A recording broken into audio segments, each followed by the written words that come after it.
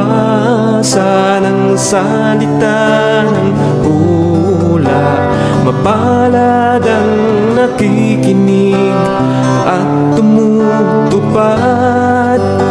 Mapalad ang nahahapis at sila ay aaliwin. Mapalad ang nagugutom at sila ay bubusugin.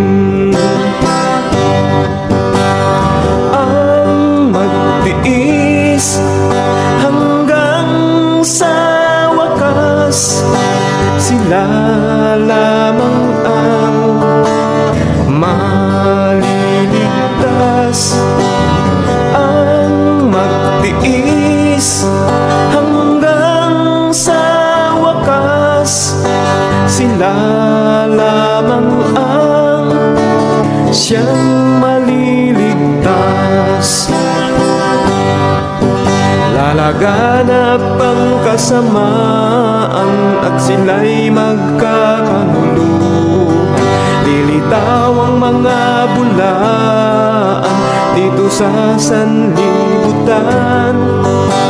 Makipot ang pintuan patungo sa kaligtasan. Malapad ang pintuan tungo sa kapahamakan. Ang magtiis hanggang sa wakas, sila lamang ang maliligtas. Ang magtiis hanggang sa wakas, sila lamang ang siyang maliligtas.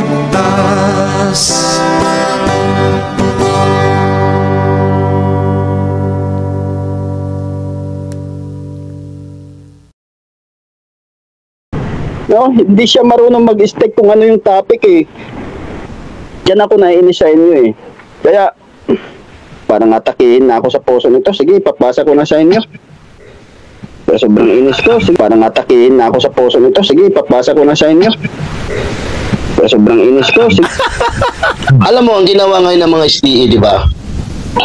Ginawa nilang sabat at sasamba sila. Sinusunod nila si Kristo. So, malayo sila dito sa ginamit nilang talata. Napakalayo talaga. Kaya nga minsan natatawa ka sa mga SDA. Sabi lang Sabat ay Sabado talaga daw, Sabat. Pinipilitan nila yan eh. Walang problema, Sabado. Pero, ang tanong ngayon, sa bagong tipan, ano na ba ngayon tinuro ni Kristo? Di ba? Doon pa ba tayo sa Sabado? Di naman yun ang turo sa mga Kristiyano. O di sa Israel yun eh, sa mga Hudyo. Okay, tama na. Ha? Tutol na tutol sila na ang Sabat ay Sabado. Pero sabi nung kanilang mga latalain, sabi ni Sok Fernandez, Sabadista si Kristo. Saan ba galing sa salitang Sabadista? Di ba? Sa salitang Sabado. Anong ba naman yan? Sabi ng inyong ng inyong Biblia ni Juan Trinidad, Lucas 4:16, basahin nga ulit natin. Mahirap kasi yung mga apologist ko na nagmamarunong, mas marunong pa sa mga authority nila. Ayan 4:16. Babasahin ko. Pumaroon siya sa Nazaret na kanyang nilakhan. At ayon sa kanyang kaugalian, siya'y pumasok sa sinagoga ng araw ng Sabado at tumayo upang bumasa. Wala na tayong magagawa. Yung Sabat, Sabado talaga eh. Kahit anong tanggi ninyo, Sabado yan. Hindi kayo mas marunong kaysa sa mga translator ninyo. At sabi pa rito, pumaroon siya sa Nazaret na kanyang nilakhan. At ayon sa kanyang kaugalian, siya'y pumasok sa sinagoga. Kita mo, nagkokontrahan kayo. Ha? Dito Sabado, kayo naman, ang hirap bang intindihin yan? Ha? kanina marami na akong binasang mga referensya, di ba? Ngayon, sino ang paniniwalaan po natin, mga kababayan, mga kapatid? Ha? Di ba? Tuloy natin. Ang tanong ngayon, sa bagong tipan, ano na ba ngayon tinuro ni Kristo? Di ba? Doon. Ayun. Ayan. Pinalalabas kayo nila sa bagong tipan, linggo na. Oh? Mali. Mali na naman. Ha? Sa bagong tipan, Sabat pa rin. Oh? Yan ang ano sa atin, mga kaibigan, ano? Kapag gusto lang may pagtanggol ang mali, gagawa ng anumang talaga naman, ano? Bueno, sige. Babasa tayo ng isa sa kanilang mga latalain uli, ha? Ito. Ito, iba naman ito. Ito ay katisismo ng Iglesia Katolika. Yan, no? Roman Catholic Roman Catholic book yan, copyright 1994.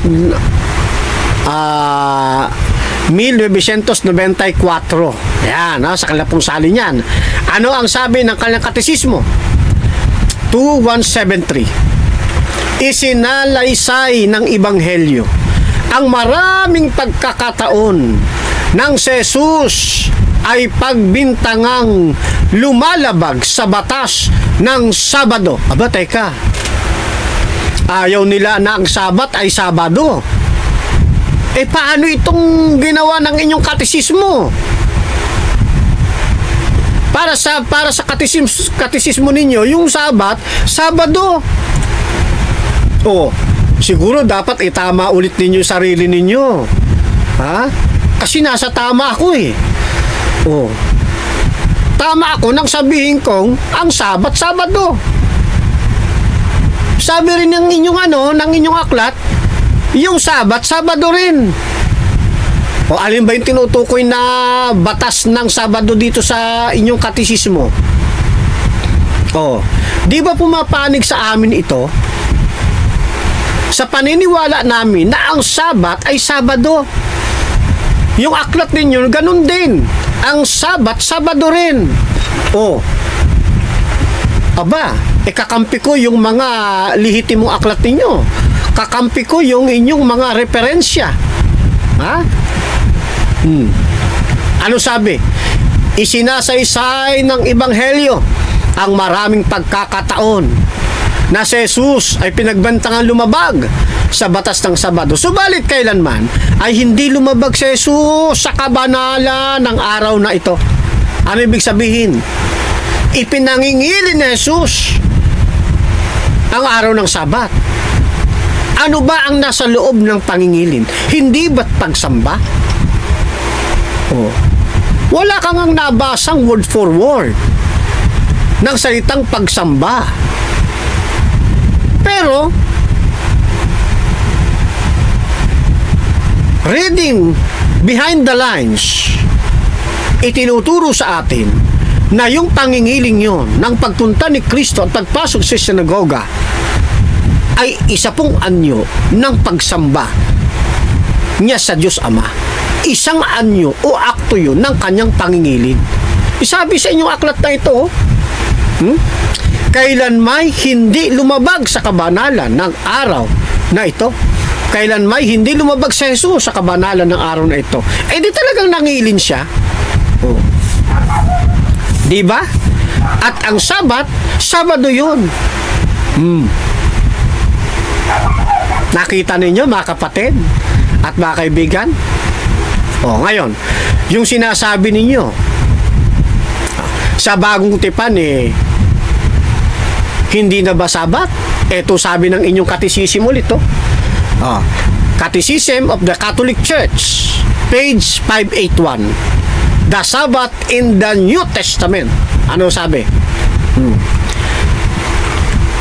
As we turn our attention to the New Testament, it's important to note that we never see Jesus violate the fourth commandments. To be sure, he has no problem breaking with the tradition built. Ano sabi? Hindi nag-violate, hindi lumabag ang Panginoon Jesucristo sa araw ng Sabat. Tinupad niya ang pangingilin. At sa loob ng pangingilin, andun ang pagsamba. Kaya nga, yung kanyang sarili, yun ay pinaglilingkod niya sa Diyos Ama, yung kanyang katawang lupa na isang haing buhay, banal at kaaya-aya. Kaya nga hindi siya nasumpong ang nagkasala, sapagkat yun ang katampatang pagsamba sa Diyos. Sabi pa rito sa 217.3, the gospel reports many incidents when Jesus was accused of violating the Sabbath law, but Jesus never fails to respect the holiness of this day. Kaya kahit sa bagong tipan, hindi niya inabolis, hindi niya sinira ang araw ng Sabat na ito. Hindi niya po sinira yun. Kung hindi niya sinira, ano ibig sabihin? Nananatili yun. Kaya hanggang sa bagong tipan, Sabat pa rin. Ayan Catechism of the Catholic Church. Di ganun din na sinasabi sa Catechism of the for Filipino Catholics. Ganun din, all for gospel records that Jesus faithfully observed the Sabbath, attending synagogue services. Sa Tagalog, ganun din. Kahit pa ulit-ulit na natin itong binabasa, ulit-ulitin ko ulit ito para lang maunawaan po ninyo. Kaya sabi ni Sok Fernandez, Sabadista si Kristo. Ganun din ang kanyang ina. Ayaw nyo man sa hindi, tumanggi man kayo sa katotohanan o sa tatanggapin ninyo, wala kayong magagawa. Sabadista talaga si Kristo. Sabadista rin ang kanyang ina. Ito pa. Sa United States Conference of Catholic Bishops, Lucas 4:16, according to his custom, Jesus' practice of regularly attending synagogue is carried on by the early Christian practice of meeting in the temple. Malabo ba yan? Malinaw. Linaw niyan. Sabi yung customary niya pagpasok sa sinagoga pagpapractice ng kanilang pangilin Ito yung mahirap sa mga apologists na nagmamarunong. May record tayo di ba? Na nagbanggaan sila ngayon. Kinontra nung isa, yung isa.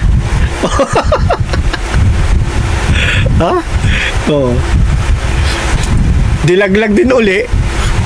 Sabi rito, Lucas 4:16, United States Conference of Catholic Bishops. Nasa yan? Nasa internet yan. According to his custom. Sino his? Ang ating Panginoon Jesucristo. Jesus practice of regularly attending synagogue and carried on by the early Christians. Carried by the early Christians? Ayan regularly attending synagogue is carried on by the early Christian practice of meeting in the temple. May talata po, Acts 2:46, chapter 3 verse 1, chapter 5 verse 12. Saan yan nakalagay? Sa mga authority ng Roman Catholic Church. Ayan Catholic Bishops na yan United States Conference of Catholic Bishops. Diyan sa chapter 4 ng Luke. Copyright 2019 hanggang 2024. USCCB. Nasa internet yan. Kasi sabi sa New Testament, Sabat pa ba? Yes! Ayan ayon sa inyong latalain. Yung Christian practice. Sabat. Kaya si Maria, Sabadista. Kasi ang practice niya, Sabado. Napakalinaw mga kapatid. Hoy, ano ba sabi? Pagka gumagamit tayo ng latalain, tignan niyo ulit. Ito, may hamon siya, no? May hamon si Ronaldo, may hamon siya. I-refute nyo muna ang mga box ng ginagamit ng mga boss. Kapag napabulaan nyo ito, babalik daw ako. Ano? I-refute? Bakit namin i-refute yan? I-proof yan. Hindi ka ba nag-iisip? Huwag mo nga, tanda, kung sino ka man nag-comment dyan sa tanda, huwag mo nga ipasok yung kaisipan mong mangmang sa amin. I-refute namin. Hindi kami katulad sa'yo na mag-iisip. Ebidensya yan, bakit namin i-refute? Ebidensya yan, bakit namin i-refute? Ebidensya yan, bakit namin i-refute? Ebidensya yan, bakit namin i-refute? Oh, nakita nyo na. Maliwanag talaga mga kapatid. Oo nga no, paano nilang i-refute yan? Oh. Evidence yan, evidence. Di ba? Oh. Kaya, sino ngayon ang nagsasabi ng totoo? Sino ang may hawak ng katotohanan? Ang Sabadista ba o ang linguista? Ang Seventh-day Adventist ba o ang Roman Catholic Church? Yan. So, sa pagkakataong ito, tayo po mga kapatid ang nasa katotohanan. Tayo ang nasa katotohanan mga kaibigan. O ngayon, mapalad ang bumabasa ng salita ng hula. Mapalad ang nakikinig at tumutupad. Mapalad ang nahahapis at sila ay aaliwin. Mapalad ang nagugutom at sila ay bubusugin. Ang magtiis hanggang sa wakas, sila lamang ang maliligtas. Ang magtiis hanggang sa wakas, sila lamang ang siyang maliligtas. Lalaganap ang kasamaan at sila'y magkakanuluhan. Lilitaw ang mga bulaan dito sa sanlibutan. Mag-ibot ang pintuan patungo sa kaligtasan. Malapad ang pintuan tungo sa kapahamakan. Ang magtiis hanggang sa wakas, sila lamang ang maliligtas. Ang magtiis hanggang sa wakas, sila lamang ang siya